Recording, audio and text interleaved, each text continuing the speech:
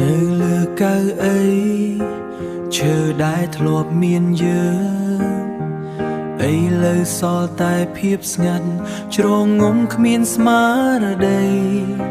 ស្លឹកឈើជ្រុំមកគ្របពីលើអនុស្សាវរីយ៍ស្លឹកឈើជ្រុំមកគ្របពីលើអនុស្សាវរីយ៍ហាក់ដូចជាដឹងថាខ្ញុំត្រូវនៅម្នាក់ឯង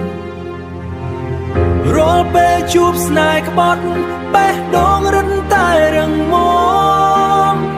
តែក្នុងភាពស្ងប់ស្ងាត់ខ្ញុំនៅតែខ្លាចស្នេហាដូចការដែលជ្រុំម្ដងហើយម្ដងទៀតដូចការដែលជ្រុំម្ដងហើយម្ដងទៀតបេះដូងខ្ញុំក៏រៀនឈឺចាប់ដោយស្ងៀមស្ងាត់ពាក់វ៉ែនតាខ្មៅបិទបាំងទឹកភ្នែកមនុស្សម្នាគេគិតថាខ្ញុំកំពុងតែ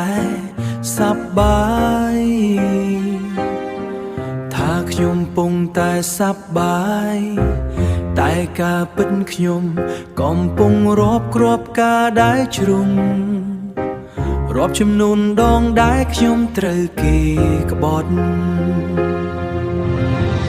រាល់ពេលជួបស្នេហ៍ក្បត់បេះដូងរឹតតែរឹងមាំតែក្នុងភាពស្ងប់ស្ងាត់ខ្ញុំនៅតែខ្លាចស្នេហា